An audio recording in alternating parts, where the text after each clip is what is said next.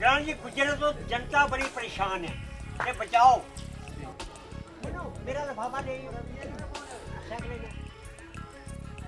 जहाड़ा पंचायत के यहाँ पर जो जहाड़ा गांव के और पल्ली गांव के और यहाँ के निकटवर्ती गांवों के जो लोग हैं, इन्होंने मुझे बुलाया था क्योंकि ये लोग जो हैं बड़े परेशान हैं, उदास हैं, हताश हैं, निराश हैं। क्योंकि जो ये गुज्जर जो हैं यहाँ पर जब से ये भैंसें चरा रहे हैं तो जो लोकल पशु हैं उन्होंने चरना बंद कर दिया है और जितनी भी चरागाहें लोकल थी या गोर थे जहाँ पर थी, गुज्जरों ने सब कुछ तहस नहस कर दिया है और सेंचुरी के बिल्कुल कुछ शरारती तत्वों की निजी ज़मीन में डेरे लगाए हैं और उनके जो पशु हैं वो सेंचुरी के अंदर भी चर रहे हैं और जहाँ पर लोकल पशु कहीं चरते थे वहाँ पर भी चर रहे हैं।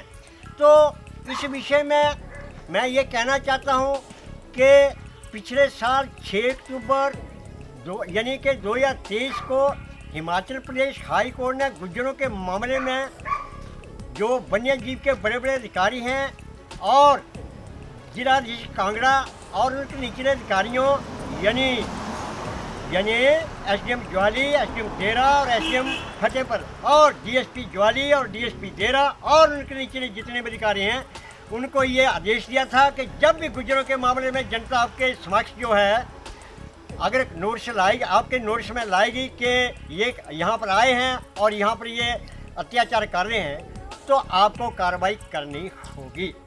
लेकिन पिछले 5 महीने से गुज्जर जो हैं पूरी सेंचुरी में कम से कम 15,000 भैंसों के साथ जमे हुए हैं और मैंने सभी अधिकारियों को 3 दरख्वास्तें लिखी हैं और किसी अधिकारी ने कोई जवाब दिया, लेकिन डीएसपी ज्वाली का ये मेरे पास जवाब आया है तो इन्होंने जो जवाब दिया वो भी गलत माना है। रिपोर्ट भेजी है वो वन्य जीव के जो आरओ हैं जो ये नोटा सुइया रेंज के उनकी रिपोर्ट है जो सरासर गलत है, कोई कार्रवाई नहीं हुई है और जो हज़ारों की जो संख्या में जो पशु हैं 5 महीने से लगातार जो चल रहे हैं। और इसके साथ साथ हिमाचल हाई कोर्ट में हमने 5 चीज़ें बताई थी। पहली कि ये जो है बिना एनओसी के या तो सेंचुरी के अंदर या सीमा पर जिसको कि हम बफर जोन कहते हैं वहाँ पर निजी भूमि में डेरा लगाते हैं, एनओसी नहीं है वो भी गलत है।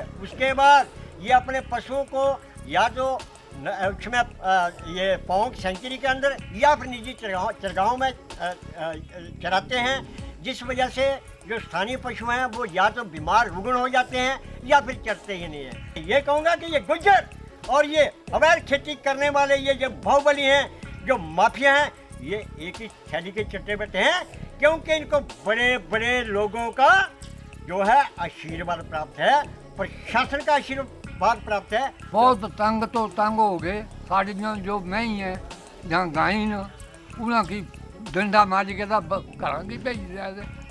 तो आप प्रशासन से क्या मांग करते हैं? तंग है, मौके पर आओ।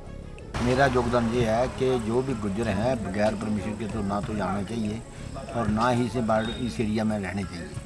यही एक हमारा है कि गुज्जरों को जो जनता उनको शय देती है उनकी शय ना मिलनी चाहिए और गवर्नमेंट इस पर पूरा एक्शन ले। रास्ता कहाँ से चल रहे हैं? वो अपनी ज़मीन से वो पशुओं को लेके जा रहे हैं, सारे रास्ते में वो गोबर डाल रहे हैं, दूसरे के हर चीज़ को बर्बाद कर रहे हैं। जहाँ दूसरे के जो हमारे गांव वालों के पशु हैं उनको चरने के लिए जगह नहीं। बारी गुज्जर आते हैं जो लगभग 5 महीने इसी एरिया में रहते हैं तो निजी हमारे जो पशु हैं वो तो तंग हैं ही हैं।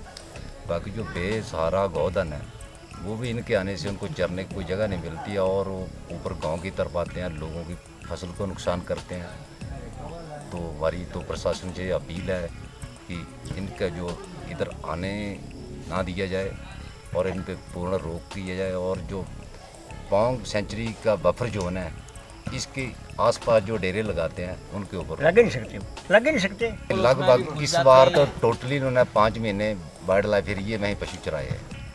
गुज्जरों की तो समस्या सभी लोगों को पता है। इन्होंने जगह जगह खड्ड में गंदगी डाल रखी है और एक ट्यूबर्स नेट के अंदर आता है जो हमारे शमशान घाटों के पल्ली के शमशान घाटों के सामने बसे हुए हैं। इन्होंने पहले तो अंदर ही डेरा लगाया हुआ था ट्यूबर के अंदर। रात को वो खुला हुआ है ट्यूबर, सारे दरवाजे खुले हैं बारिश के टाइम पे वो अंदर सोते हैं। तो ये चाबियाँ किसने दी? चाबियाँ किसने दी हैं? ये सरकारी प्रॉपर्टी पे कैसे रह सकते हैं ये? हिमाचल न्यूज़ 24/7 के लिए नूरपुर से संजीव कुमार की रिपोर्ट। आप देख रहे हैं हिमाचल न्यूज़ 24।